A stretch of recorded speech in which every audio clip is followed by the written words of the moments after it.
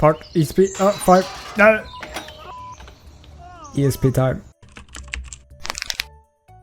We're back at it, and today we will conquer the awaited, the speculated and hoped for ESP or wallhack.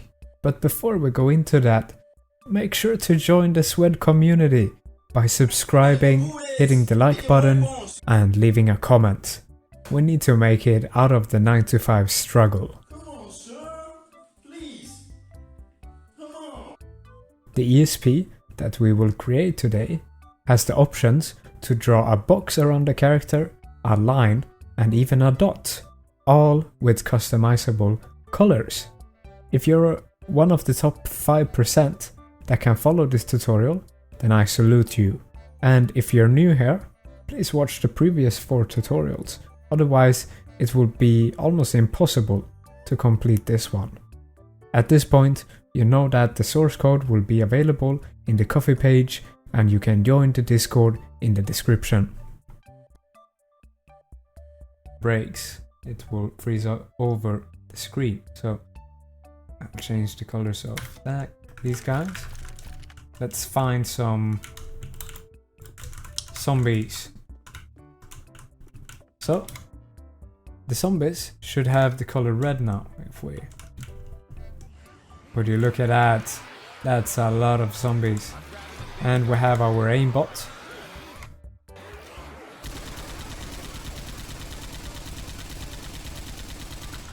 And they're dead. Let's change the colors of them and remove some. I don't really like boxes when there's like more than 10 entities at a time. I don't see it as needed. So I will only have dots and I'll pick purple because why not? Minimize that.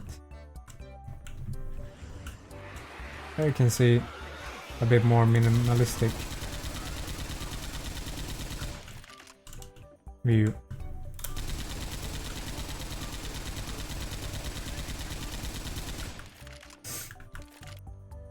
Welcome to my desktop again. We're at part 4. Who could have thought? Not me. But let's get right into coding the infamous ESP. So we will start by adding some choices and options to our GUI, and this, or so far, it's a little bleak, if that's a word. We don't have a lot of options. We have the aimbot option, and let's add the ESP so it has more features as friends. We will go up to our class variables, and in the class variables we had our IMGUI variables.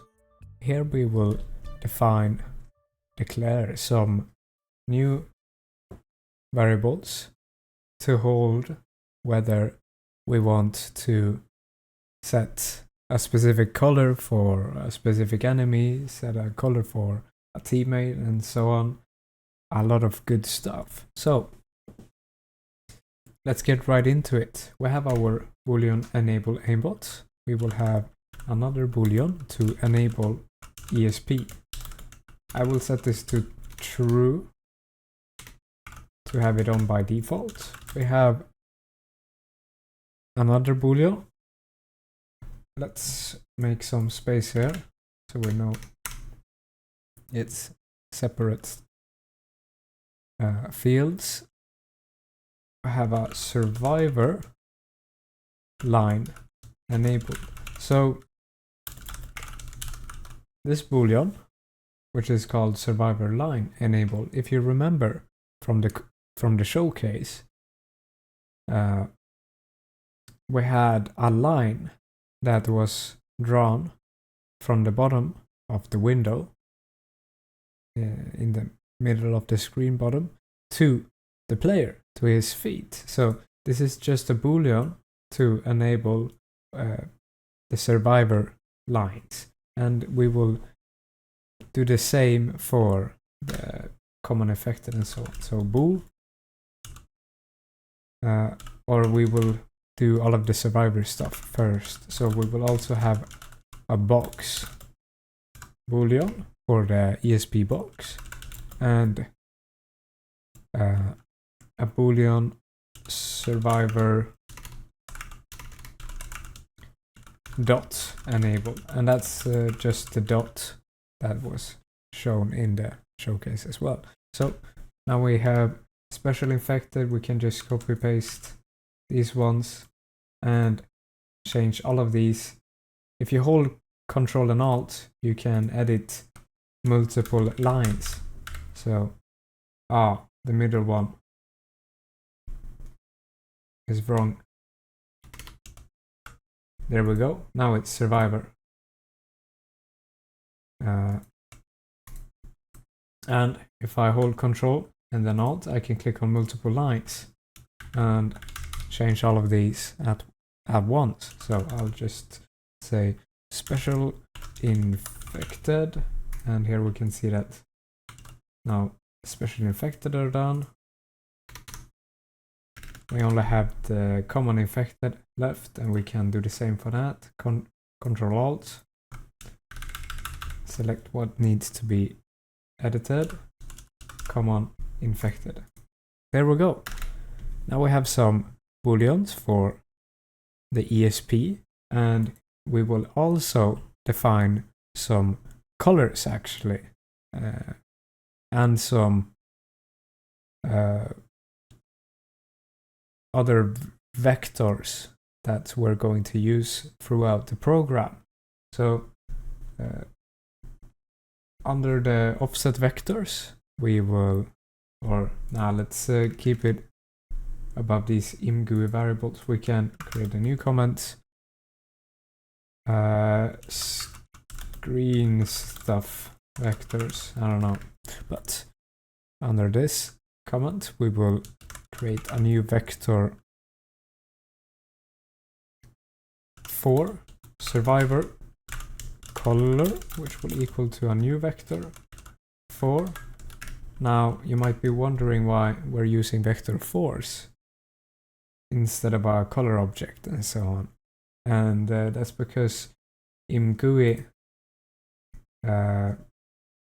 uses vector force, or these vectors, to display colors. So you have the X, Y, and Z, and a fourth value, and these can be translated into a color. So you have RGB, A, red, green, blue, and alpha. So you can set these values with a vector 4, and that's fine. So we will set the color to 0 red, 0 green, and 100% blue, and 100% alpha. So it's a blue survivor color. You can set these to whatever colors you want. These are just the default colors. So before we have used the color picker inside of the game. So we will have another vector 4, which will be called special infected. Special infected color, which will also equal to a vector 4. This one we will set to the color red, so we know he's bad. Never mind. I think we blend it red and blue. And finally, the common infected needs a color. Common infected color. Also a vector 4. I'll just pick a random color. Let's pick red. Alright, so I should have known that, but Alright, we have some colors for the different entity types, and we will also define some vector 2's here. So not a vector 4 but a vector 2. We will call this the window size. So this variable will hold the window size, and we will just set a default value of 1920 by 1080, your default screen. Don't worry, we will change these later. So we will also have a line origin. So this is for the drawing lines. We will pick the sheep option, or the easy way out, and just pick the bottom of the window. So it will be vector 2 and the width divided by 2, which is 960, right?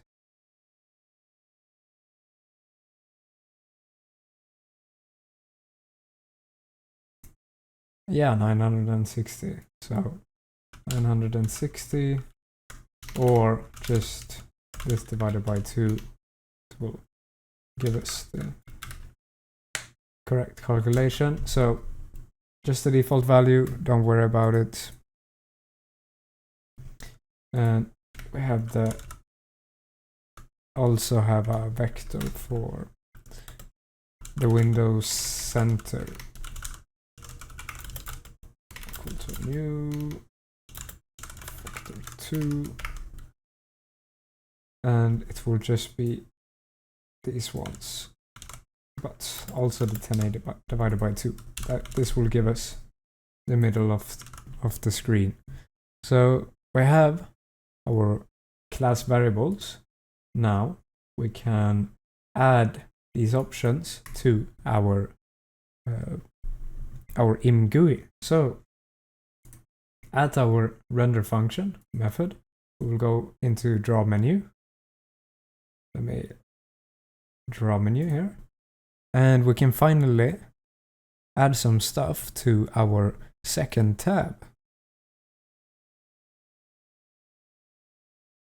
So we had our Aimbot here, and we will also add an IMGUI dot checkbox. The label will be ESP, and it will refer to enable none other than enable ESP. So we have the variable for our boolean that keeps track of whether we should draw or not.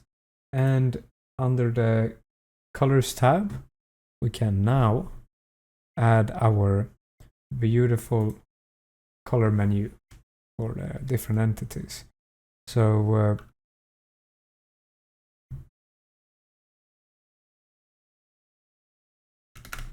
here we will write IMGUI dot color picker to begin a dialog. We will call it, or write the label to be survivor color, and this survivor color will refer to none other than the survivor color. There we go. So we had our vector 4 survivor color, and now we can dynamically set it. So it's no longer a default value at this time when we use this color picker. Now that we have set the color for the survivor, we will want to check if we want to draw a line. So we will just write something like survivor line and refer to enable survivor .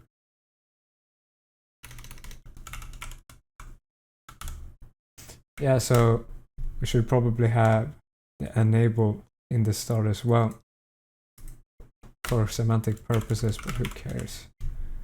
we had survivor line enabled variable, and now we have the box, I believe.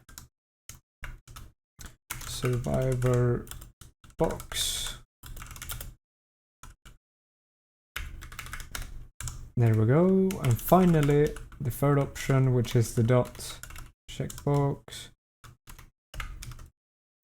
Survivor dot refer to survivor dot enable. There we go. So once we start this, we should have all of these options under the color picker, and we can enable line, we can enable a box, we can enable a dot.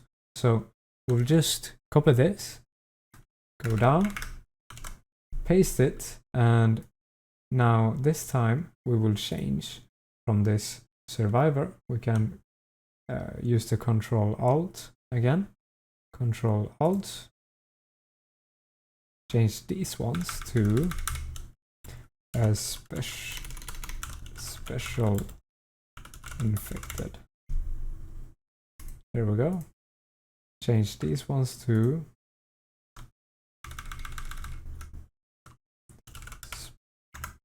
not capital, special infected. There we go. We have the common infected as well. So we'll just change these.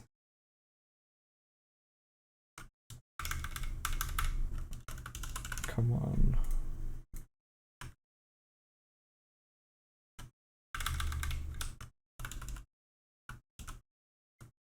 There we go. Now we have 3 separate, not children of the IMGUI, but we have 3 options, or 3 sort of entities to set the colors, the lines, the box, the dots off. So let's check it in game. Oh yeah, so I just noticed that our colors if statement is outside of the tabs. That's my bad. Let's paste it inside. So Control X, Control V, copy it inside. Now if we run this, I have the game open with dash insecure like always, so we don't get banned. If I run it now, we have now a second option, the ESP. That's amazing. And we still wait. Yeah, I found a mistake. We need to add a tab item inside of the general. I'm too sloppy. Alright. We have our second option. Let's go to the colors. Now we can see a survivor color. We can set it to whatever we want. We can set the lines or boxes or whatever. I have the special infected. So yeah, that's more of a pink. That's, or maybe I'm a bit colorblind. It should be purple, right?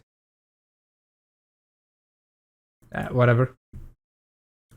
So the common infected also has a color, and our aimbot and ESP menu features are already set up. So let's get right into creating the heavy hitting methods. Alright, we have the draw menu method. Now we can go on to creating the overlay that's on top of the screen, which will draw or help us draw each entity. So let's create a new method called draw overlay. Like that. It will be pretty simple. We will just write the following: IMGUI.set next window size, and here we have our window size variable. That's pretty neat. We will also set the next window position to none other than the window location. Do we not have that? Let me check. I might have forgotten to add it, so we'll have to create a new vector2 window location equals new vector2, and the location will just be 0, 0, so top left of the screen as its default value. We will go back to our draw overlay method, and now there is no more errors. So let's continue. We have the window location, and now we will begin a new IMGUI window. So we will use IMGUI.begin parentheses. The label will be called something like overlay, and the arguments for this window, it will be quite a bunch, and the credits for this method will go to Bedat, my good friend, who with his videos helped me get into IMGUI in C# and so on, and he has a video on this, so I will try to remember to link his stuff so you can watch those as well. Shout out. I have an argument called IMGUI window flags dot no decoration,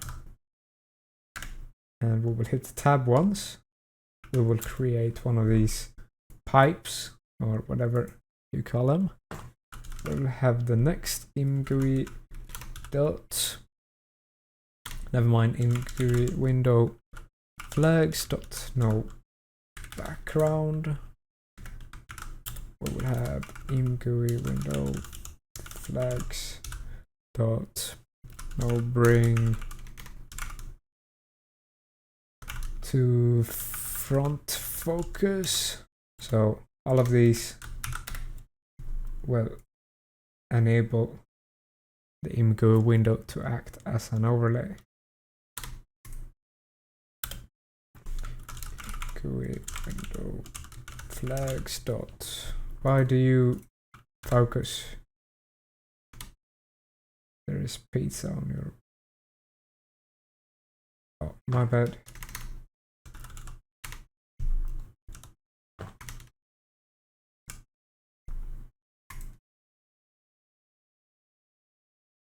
Front on, really? Alright. No move.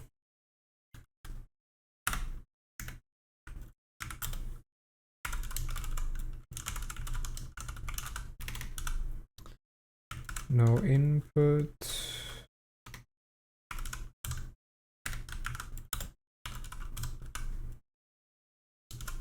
No collapse.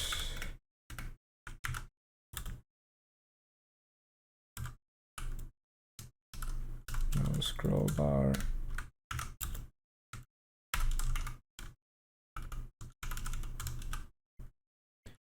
No scroll with mouse. There we go. So we have all of the flags or arguments or whatever to set this IMGUI window on top of the screen or the window, and disable it from interacting with the user, so we can't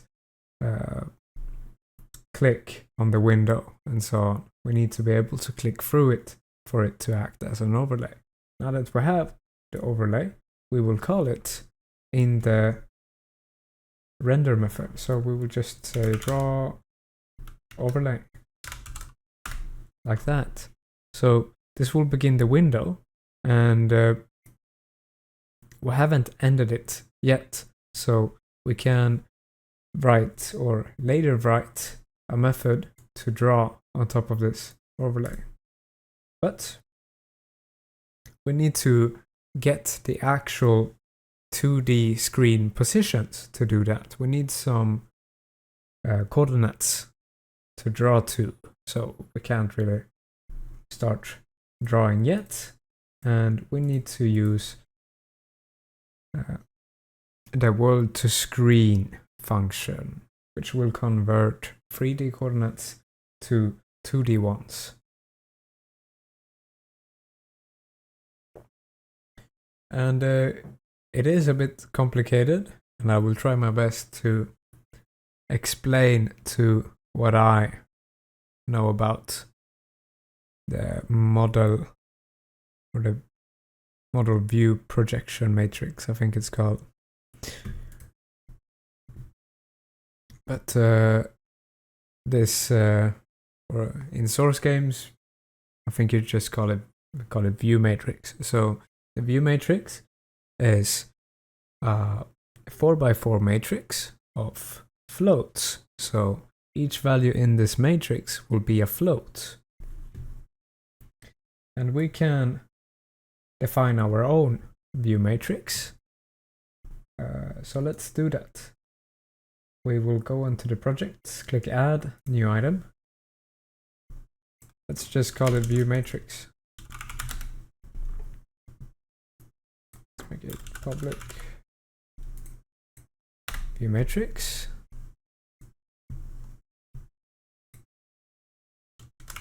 A bit like this, I don't know. But this view matrix will have 16 floats because it's 4x4. 4 times 4 is 16. So we have a public float, and to get a better understanding, we will set different attribute names to each element of the matrix. So at the top, the top row, we have M11, M12, M13, and M14. So it's the first row and the first column, the first row, the second column, first row, third column, first row, fourth column. And this way we can easily or more simplify this calculation. So next thing is the second row with the first column, second row, the second column, and at last second column, second row, fourth column. It should, let's just copy and paste that, change it to the third column and then the fourth column. So we don't actually do calculations on the third row, but because we're reading, we're not reading the floats individually, we're just reading it as a block. So we will define this third row anyways.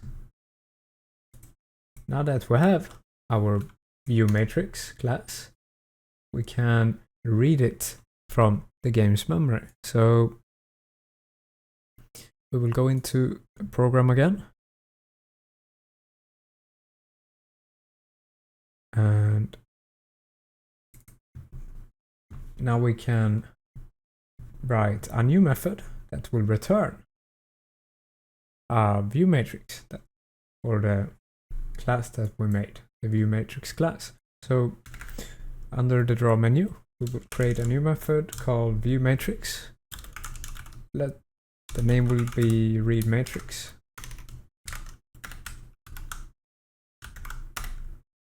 Under this read matrix, we will define a new matrix. So a new view matrix like that. and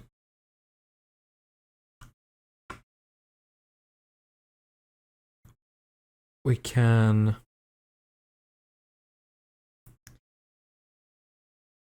might actually need to get the offset or the view matrix offset or actually pointer before this. So we might just abandon this. So let's just return the view matrix to not get an error. But the point was to read the view matrix and return it as 16 floats. But when I think about it now, it might be better to get the actual view matrix offset before writing this method. So let's find the view matrix. I've opened Left 4 Dead 2 with -insecure to not get banned, and I have Sheet Engine open because that's the tool we're going to use to find this view matrix. And this view matrix is 16 floats or elements or whatever you want to call them, and these elements hold different information to calculate these 2D positions from the 3D ones. It might hold the camera position, the camera angles, and so on. And because it has a calculation or the camera angle, we can force one of these values by changing the angle inside of the game. So if you already know what value it will be at a certain angle, we can just search for that and hopefully find this view matrix. So let's get right into that. The first angle that we will forcefully set is I think we need SV sheets, and then set ang will be set ang and then space 8949. He should look at the ground now, and we will search for the value 0.75. We will use rounded extreme and do a first scan. So we got a lot of results now, but we can change this angle again to force a value in this matrix that we know, or this element, which will be 0 and 5. So it's looking in the middle now. And what we will search is not in the console. 008 will be the next value of the element at this angle. So we already got rid of a lot of offs or addresses that are wrong. So I will just hit next scan to remove a couple of more. You can see it shouldn't be changing if we're not changing the camera. So let me just remove those ones. All right.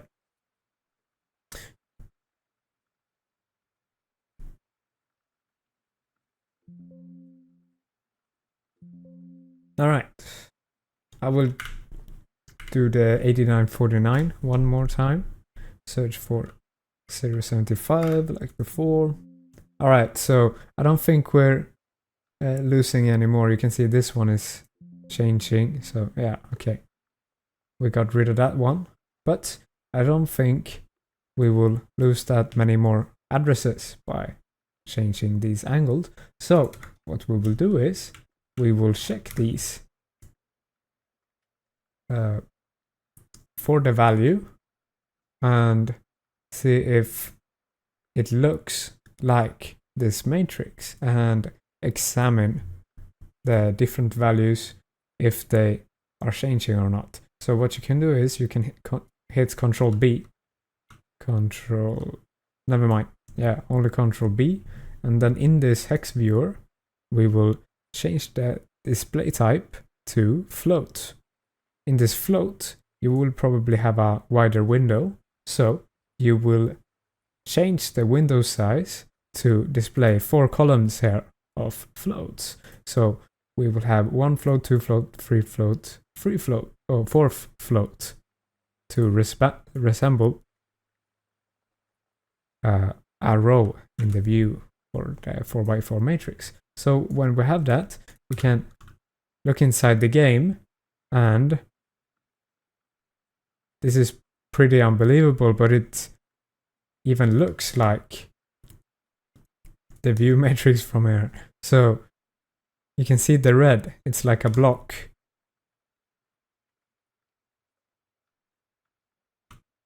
Why can't I? Yeah. You can see all of these floats change, and it's 4 columns, 4 rows, 16 floats. Never mind. Okay, so it's free in this one. So probably not this one. My bad. But if we scroll down, you can see similar values here, and it's 4 columns and 4 rows. Sorry guys. But if we change in game, look, you can see some positions that looks like our own origin position, and it has all of these changing values. So if we would look into one of these others who are wrong, we would see something like this. We don't have a lot of values changing. Let's pick another one. Here still nothing changes. It doesn't look like a view matrix or a 4x4 matrix. So let's go back to the first one, our beautiful matrix, and instead of taking this 4x3 matrix, we scroll down, take this 4x4 matrix, hit Ctrl G to get the address, copy that, you can click on OK to align it, and then we will add it to the address list. We will take matrix 1, because we will probably have a couple of these. We will call it matrix 1, so it might be this one, and we will go down, look for similar matrices. So scroll down. Here we have something that looks similar as well. So we will take this, hit Ctrl G, copy the address. Okay, never mind. It has it's another 4x3. We skip that. We check this next. What looks like a matrix.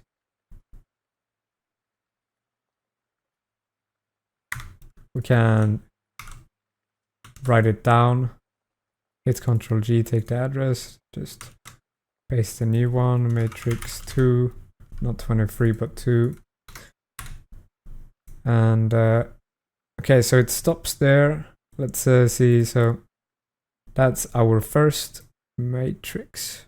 It started there. Let's see if there's some matrix up above. Align it, that's the 4x3.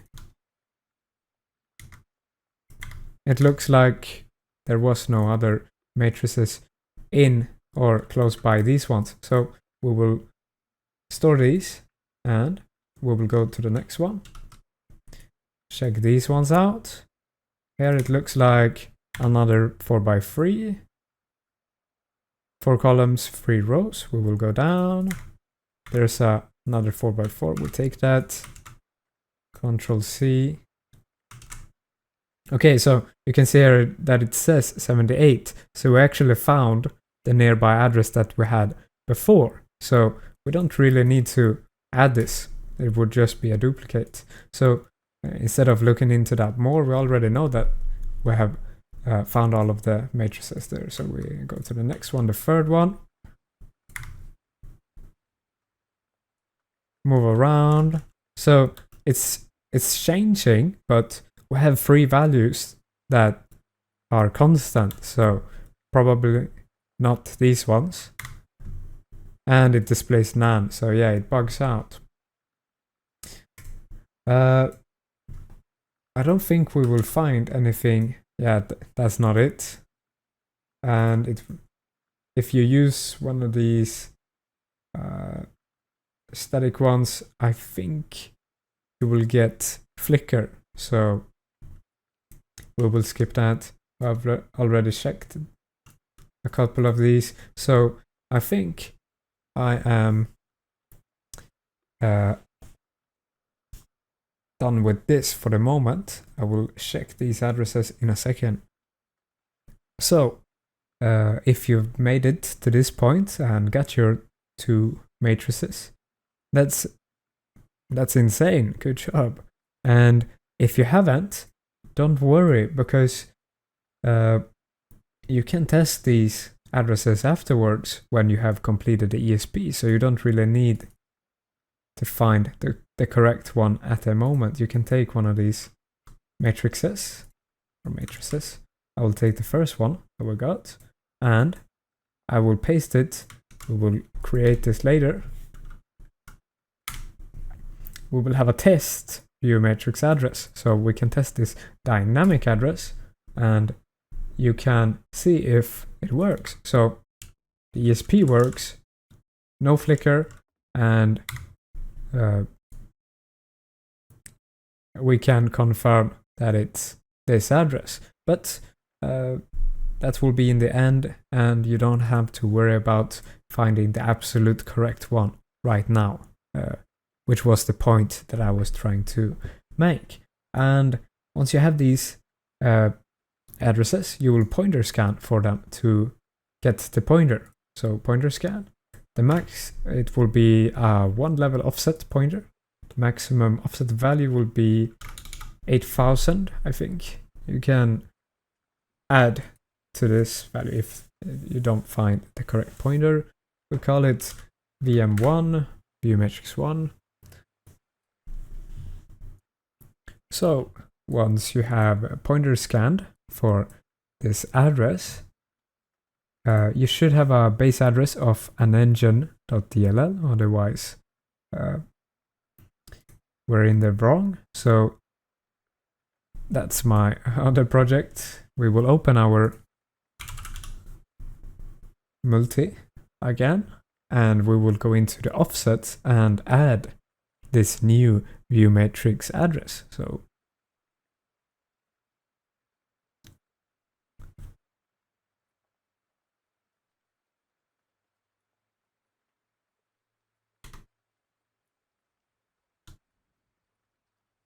all right, we have our program, and we will go into offsets.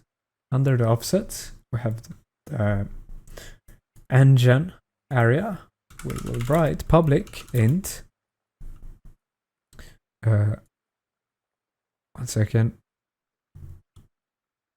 Let's just let's call it view matrix, and we will take a look at our pointer scan.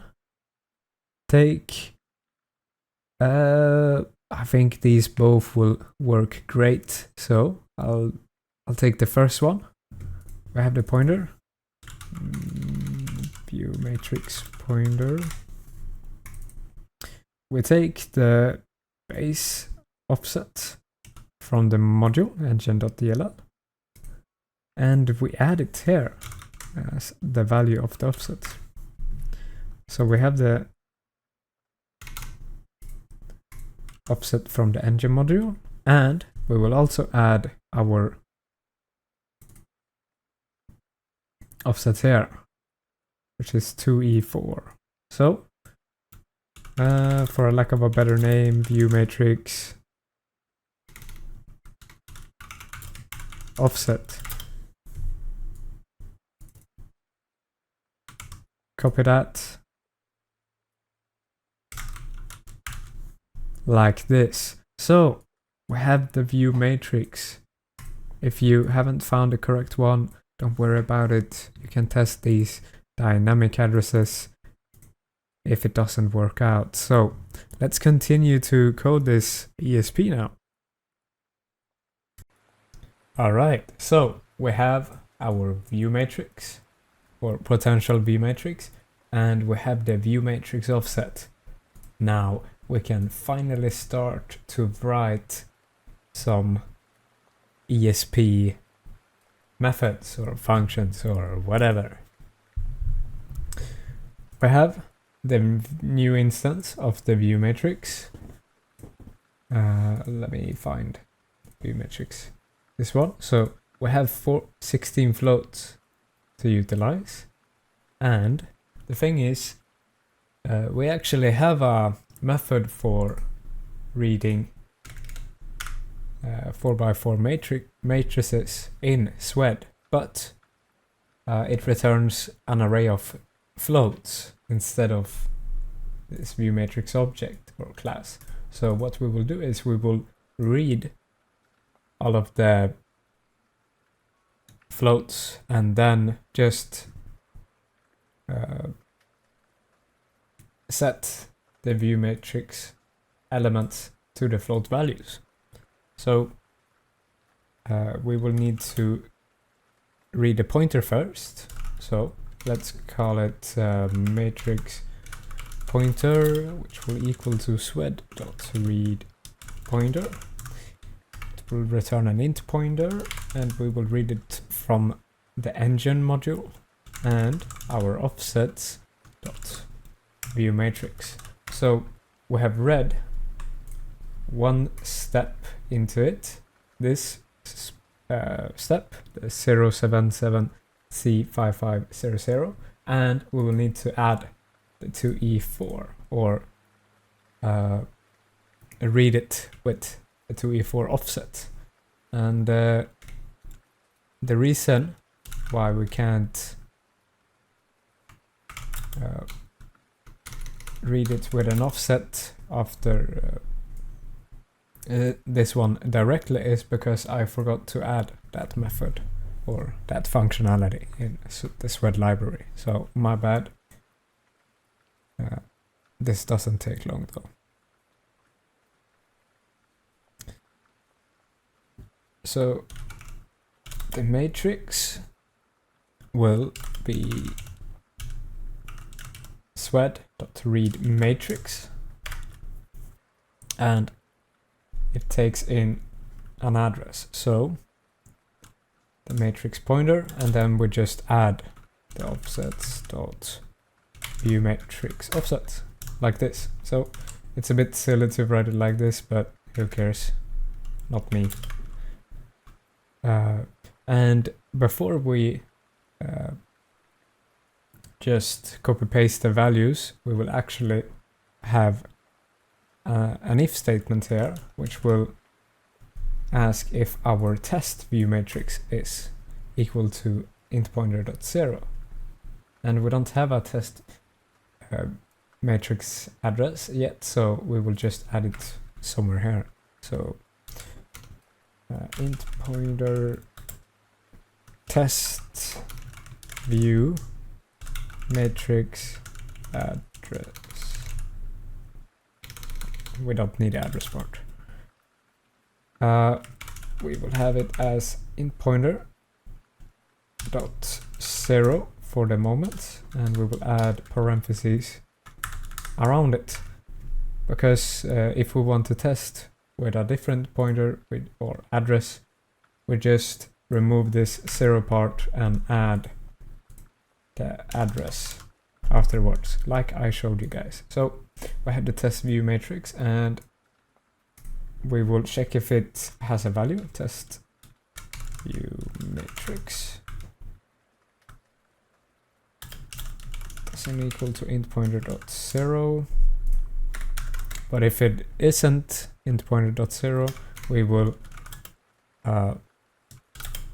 set the value of matrix to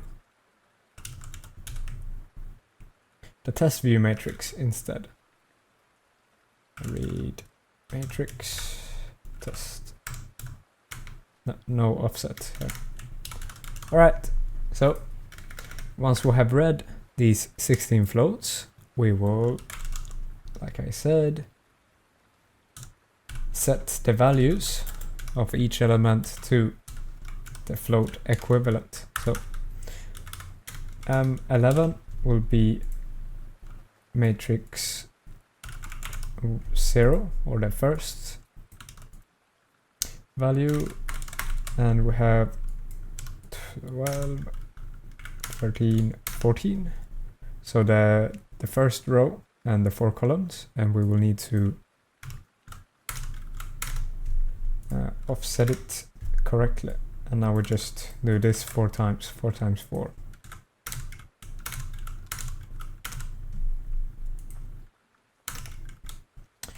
Five, 6, 7,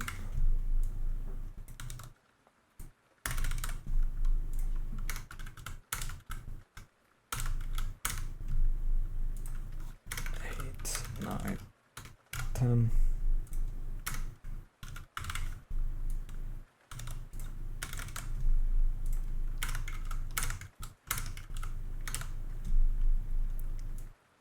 This doesn't mean anything since we will not be using the third row, but yeah.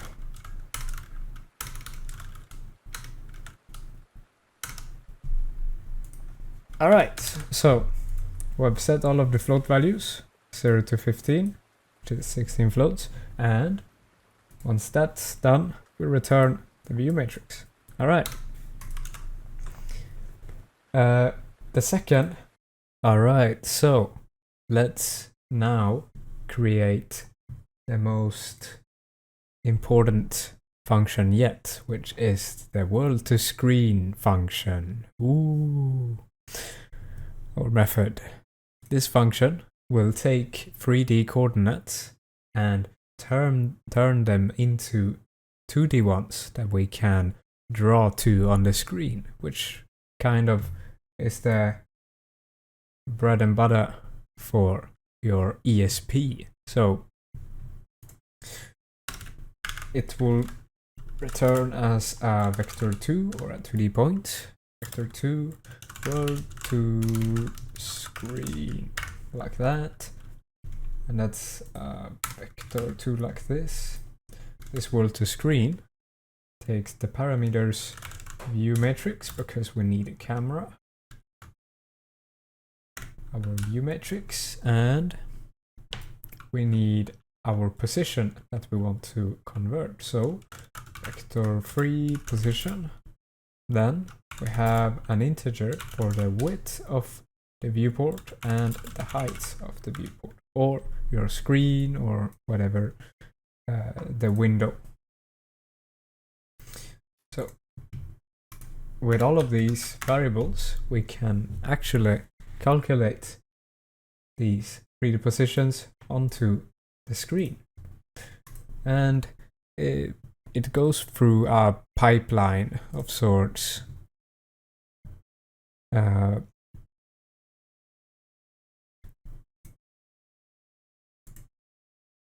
So the steps we will take are initializing the variables, so the screen coordinates.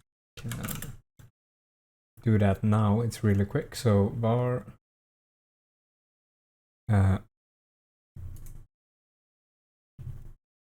screen coordinates, which will equal to a new vector 2, and we will leave it empty for the moment. And the second step is calculating the perspective division factor, or the screen W. So this will give us, I think, the depth of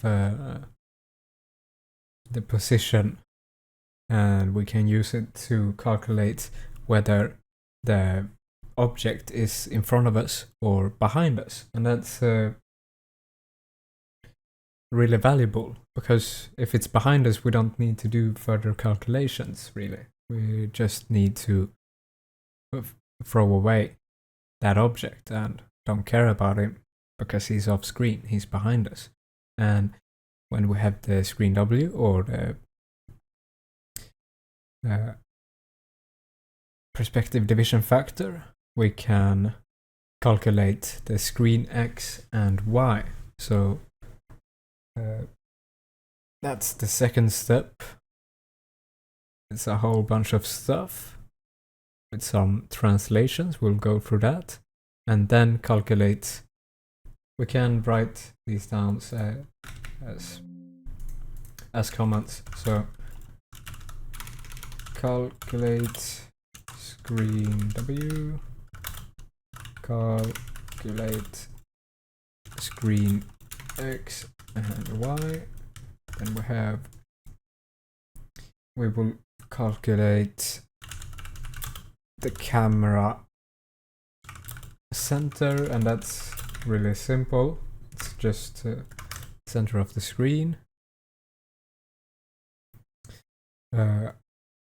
After that, we will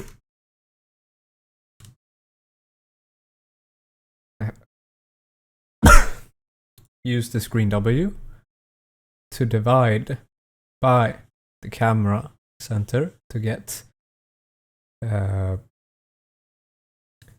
or to adjust this perspective of the screen. So perform perspective division and transformation. Finally, return X and Y. So a couple of steps, but let's get through them. So I will write them down and then talk about each thing I write. So screen W will be a float, will equal to the matrix dot 41 times the position X plus matrix M42 times position dot Y, my bad, plus the matrix dot M43 times position Z, and finally add the matrix dot M44. So that's how you calculate the perspective division factor.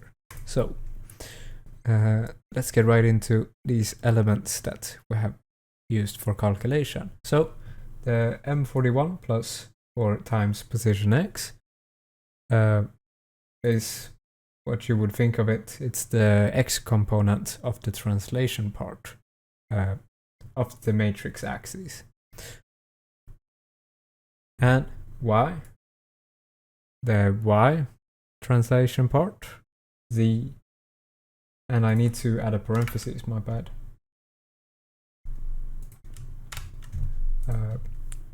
Is the Z part of the matrix axis, and this matrix for M44 is a common factor in the perspective projection. So it's used for translation, I believe. I don't really know this stuff, so I hope that someone in the comments can explain this, perhaps. But when we have the screen perspective division factor, we can tell if the enemy is in front of us or back of us, and if he's really close. And we will do that by checking if screen W is greater than 0.001f for float, and if it is, it means he's in front of us, else he's behind us, and we can return something that tells us that they're off screen. So that needs to be a new vector, my bad. New vector 2 minus 99 and minus 99. So we return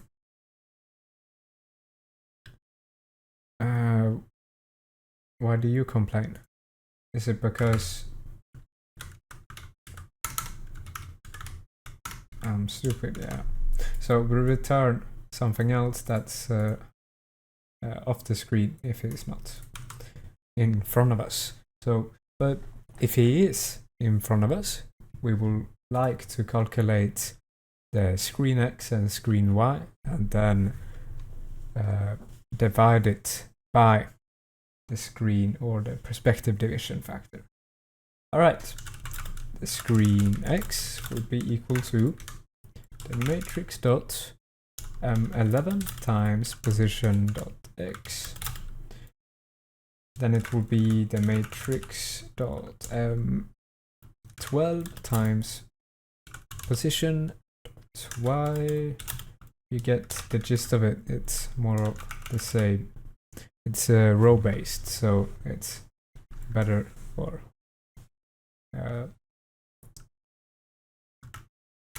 it follows a pattern better. If you were trying to write this equal to screen method for an OpenGL game, I think it's column based. So instead of M11, you would calculate this with M21 maybe, since it's the next one in the column or the next row. But this is not OpenGL. Sorry for confusing you guys. And we will add the last translation which is the M14. Now we have the screen X. We will also create a new variable which is called the screen Y. We can't just have the screen X. That would be weird. The screen Y will be calculated with the second row. So M21 times position dot X plus matrix dot M22 times position dot Y plus matrix dot M23 times position dot Z, and finally the translation, or whatever it's called. There we go. So let's break it down if I'm able to. We have the screen X and screen Y.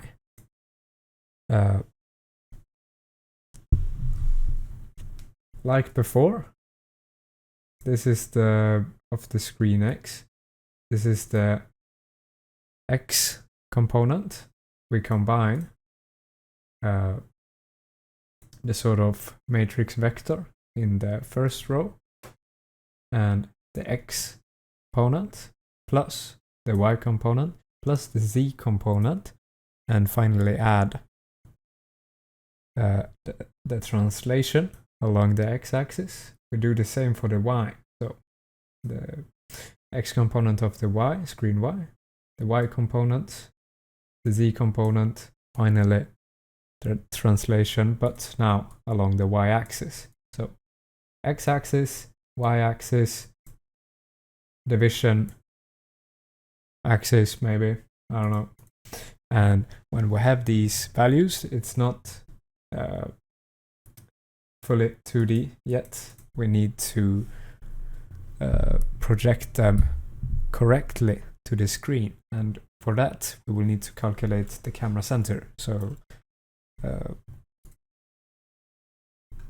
camera center will just be cam X, which will equal to the width divided by 2 in the middle, and the cam Y is the height divided by 2. Now we get something in the middle, and what we can do is we can finally create these 2D coordinates from all of this calculation, and we do that by first the X, we add the cam X, so the middle, plus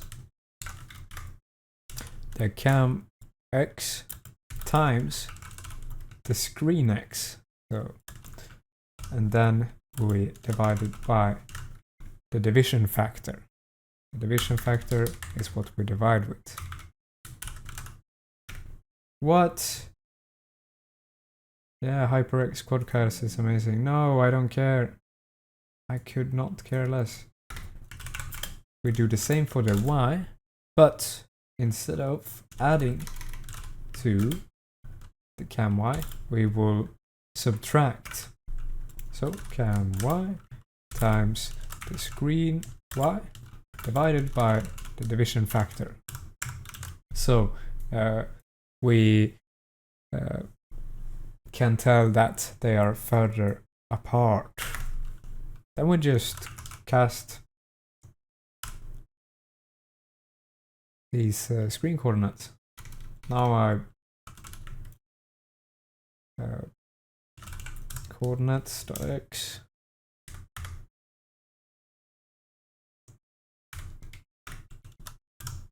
can we do that? Alright, so what? Why did it jump up? It's on screen coordinate. There we go. Alright, so no errors. And we have successfully, or hope, I hope that we have calculated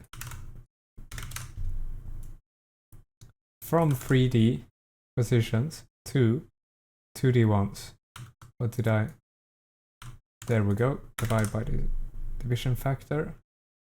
Finally, return x and y. Alright. I hope that was a better explanation than my before tutorials. I think I just skipped the explanation, so there really was no explanations. But I hope that you liked that. So we have some more methods. This will be a long video, but we will actually go down into our update entity method, singular update entity, and add this well to screen, or we will read the 2D position of the entity whilst we update the entity's position. Seems pretty fair, right?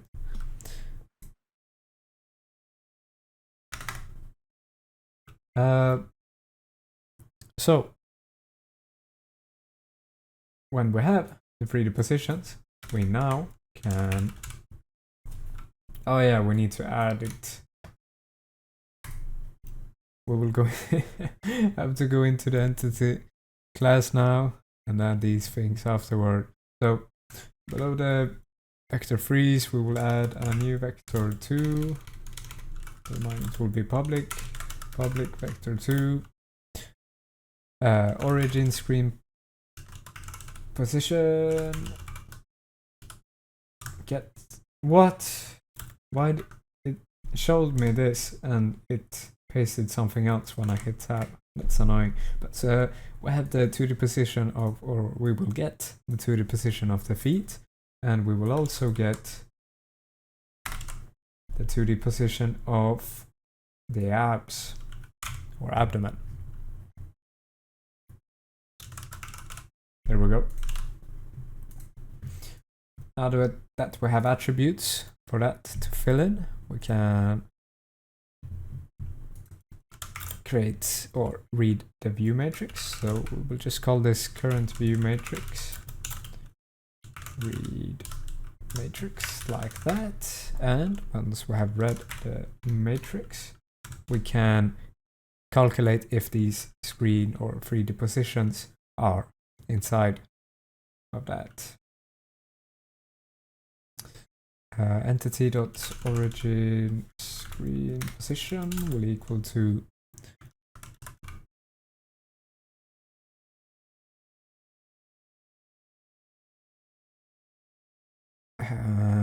one second. And we will actually do vector2.add, because if we would just read or use the wall to screen method here, we would get values from the beginning of the screen. So it will go from 0, but because we might have the window somewhere further apart than the absolute 0, we will have to sum the screen position and the wall to screen position. So within or inside of vector2.add, add the to screen, then current view matrix, and the entity or dot origin is what we want to calculate if they are inside of our camera view. We have the window size. I had a misspell. Here we go. .x. And then another integer, which is the window size.y. There we go. So, and another parentheses. We will have a second position that we calculate, which is the app's screen position. Why do you complain? Yeah, we need two vectors, that's my bad. Window location. There we go. And we change this to abs. So it's different now. It's the abdomen. We still add the window location, but now we use the entity.abs. All right, finally, we have the 2D position of each entity when we use the update entity on all of the entities. And we can now draw them onto the overlay. We're finally there. How long is this video? Like 1 hour already, but I will try to go faster now. I have my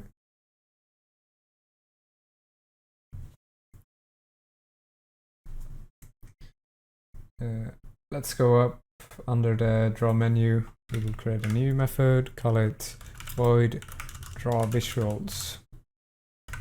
This draw visuals will take an entity because the 2D positions were in the entity, and we will have the color that we want to draw, and also some booleans, a line boolean, a boolean for the box, and a boolean for the dot. So we will check if we're going to draw all of these different features.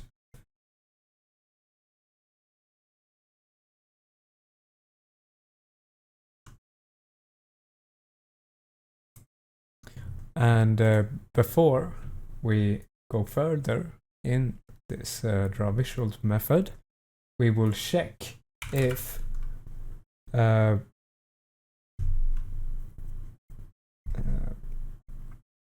thing we're drawing to is within the screen boundaries. So actually we will skip that if statement for now, and we will create a new method called bool is pixel inside screen. A bit of a weird name, but who cares? It will take a vector2 pixel, which will return from the world to screen method, and check if it's within the screen boundaries. So return if pixel.x is greater than window, and I think we use the window location.x. So the beginning of the window here on the left, if it's greater, and if it's below window location.x plus the window size, because we will need to get this position, which we can just add the location plus the size.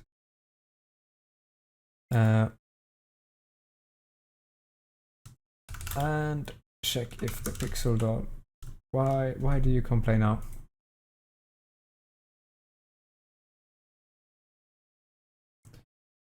Pixel.x is greater than window. Oh yeah, we will have a, no, it shouldn't. Why do you complain? Pixel y is greater than window location dot y, and pixel dot y is less than window size dot y plus the window location dot y. I switched them out. Alright, why do you complain? Pixel y greater than window location dot x, and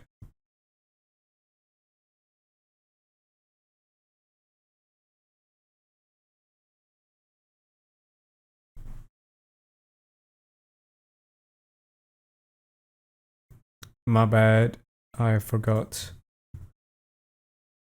the pixel dot x here is less. Ah, there we go. Let's hope that that's the correct line. So this will check if the pixel is within the screen boundaries, and now we can call it from our draw visuals method. So if the pixel is pixel inside of the screen, entity dot, let's take the origin screen position. If it is within the screen, and if they shows to have line enabled, we will draw their line, draw list dot add. So this draw list will work as our kind of container of things to draw on the screen. So we will just add things to this list and end it at the end of all of the drawings. So draw list dot add line origin, which is just the bottom of the screen, and the entity dot origin screen position, so the feet to the position of the feet, and then IMGUI dot color convert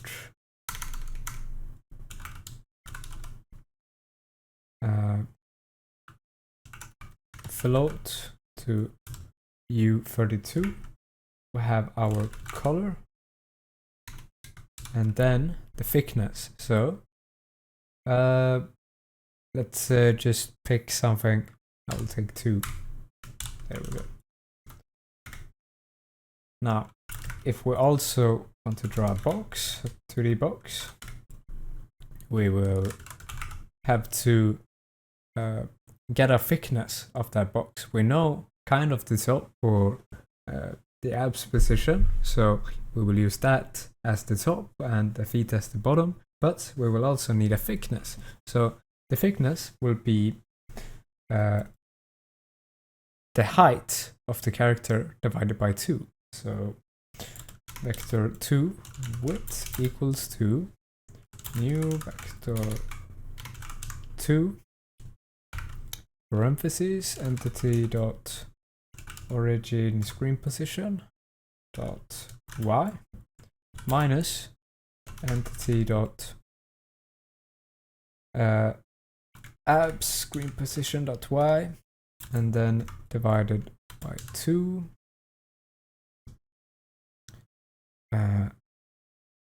I think we might,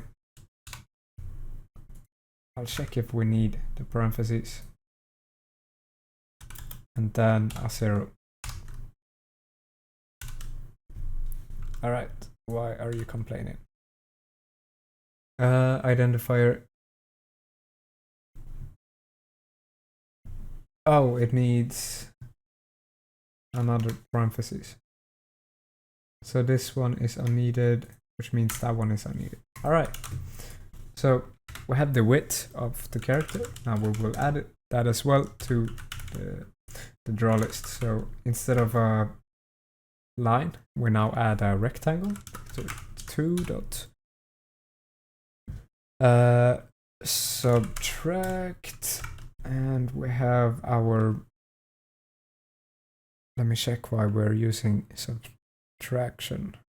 Well, we will subtract the entity dot abs screen position and the width Oh yeah, because otherwise the rectangle will start in the middle of the character. So we will also subtract the width from the X position. Or, yeah, the position.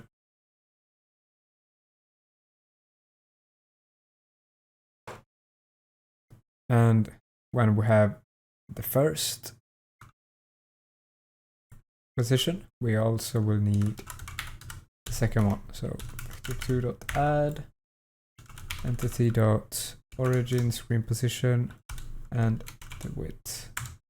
So it creates a space between these two. I think this box will be a bit wide, but yeah. You can divide it by 2 if you want to make them thinner. IMGUI.color convert float to U32, and then the color.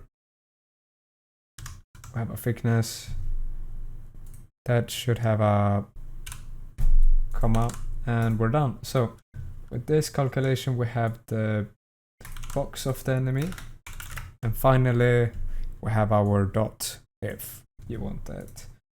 If dot draw list dot add circle filled entity dot origin screen position and a radius of 5, just as an example.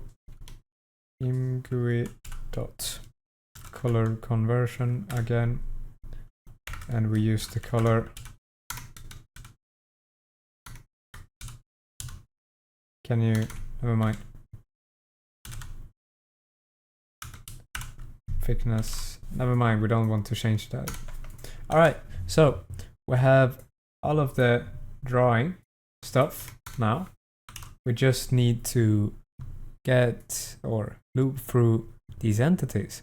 So let me see if this might be the last method. That would be crazy. Absolutely insane. But let's get, yeah, we will need to add some stuff before that actually, but let's create it anyways. So the void, we will call it ESP, so the great ESP function. This ESP will have the, or instantiate, no, not instantiate, but will be given the value of the IMGUI dot get window draw list. So this is where we add all of the objects. We will have the draw visuals before this ESP, if I'm not wrong. Let me check the.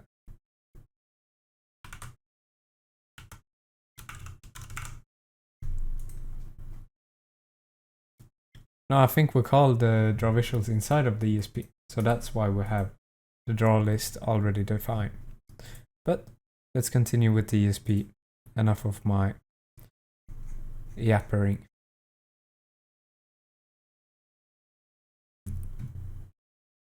Once we have the draw list, we will check if the user has enabled the ESP. If the user has enabled the ESP, we will, and this is really goofy that I'm doing, but I have a try catch statement here because we're accessing a class list and it's constantly changing. So this will break sometimes, and this is just a quick solution to get this video out. And you know what? Maybe you guys can find a better solution and I can learn from you. So inside of this try catch statement, we will loop through each entity in the common affected, in common infected, and remember, use toList. All of the common infected, if they are inside of the camera space, we will draw to them. So origin, screen position, draw visuals, and here we have our parameters. So the arguments that we will set now are the entity, the color, so we have a color or common infected color to use. We also have common infected line enabled, we have a common infected box enabled, and a common infected dot enabled. So really easy. Now we will do the same for the survivor and the special infected as well. So here we just Control Alt on all the common infected bits, and we change it to survivors.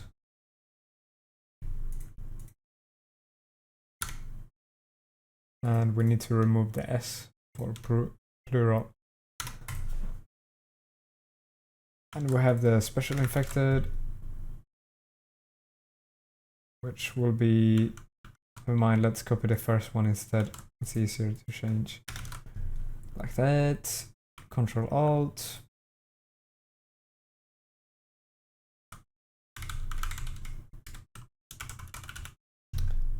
Alright.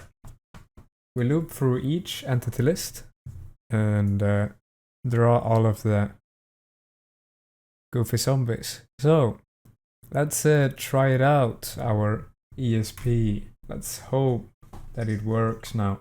Never mind, it will not work because we need to add some things to the main logic thread. Jumped the gun once again. So the main logic, we will need to define the screen boundaries, because now they're not set, or they have the default value, so you will run into big problems if you don't fix this. The window will be equal to get window rect, swedz.get process method, and the main window handle. This will get the window, and now we can use some of the window attributes to calculate, for example, the window location, which will be a new vector 2.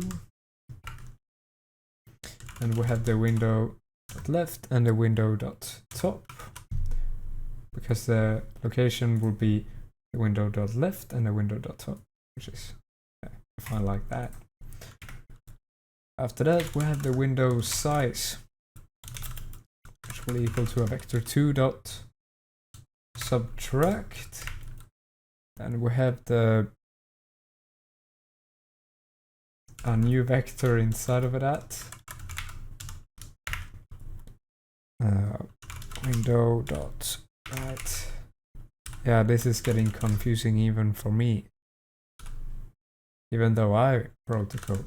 But we will subtract a new vector that's defined by the window.right and window.bottom. So it's the bottom right corner, and or we will subtract it by the window location. So the left and the top. That's how we get the window size. That's pretty simple stuff. The line origin will just be a new vector, and it's the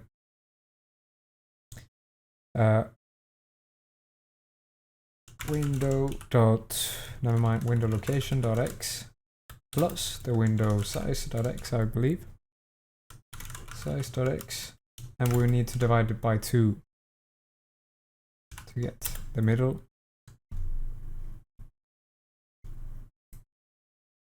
After that, we have window.bottom, because we know we don't need to do any further calculations on that. So the window center will be a new vector with the window line origin .x because it's the bottom, and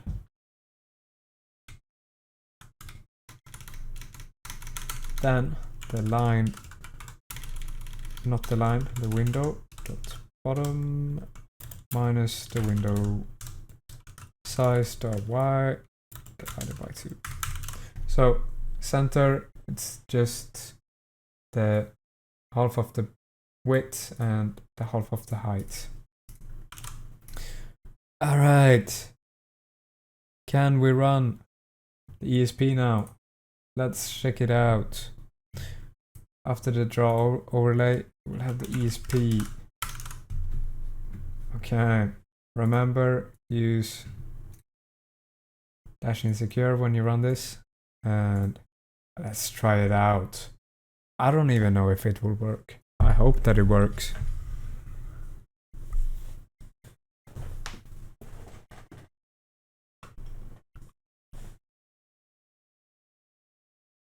I see some boxes. I see 3 boxes. And they're right on our teammates. That is amazing. Let's change the colors. Would you look at that?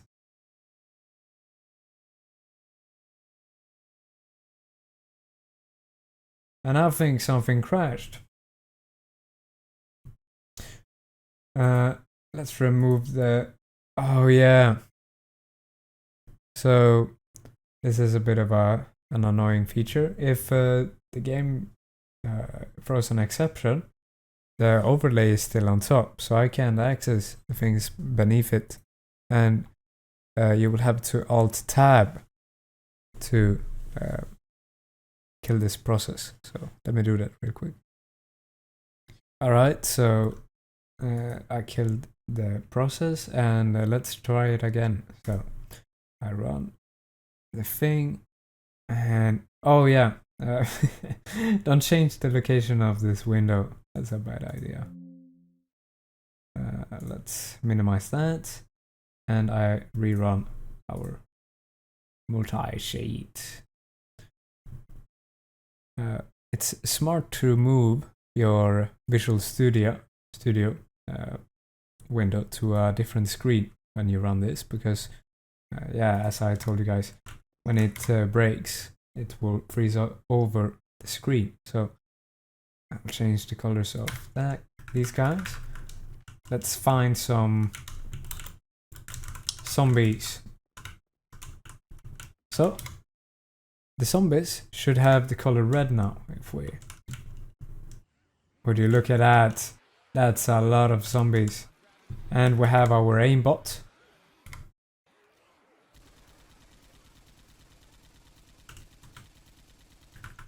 And they're dead. Let's change the colors of them and remove some. I don't really like boxes when there's like more than 10 entities at a time. I don't see it as needed. So I will only have dots, and I'll pick purple because why not? Minimize that. There you can see a bit more minimalistic view.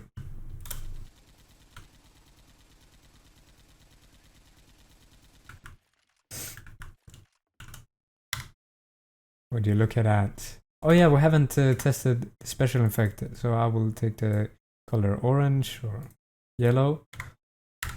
Let's spawn in a SV sheets 1 C spawn charger, and it's working as well. We haven't fixed the aimbot for the special infected yet, but yeah. Why is that? Still there. Alright.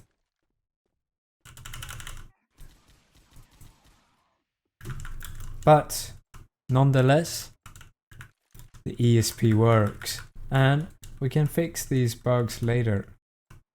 I don't care enough to fix them now.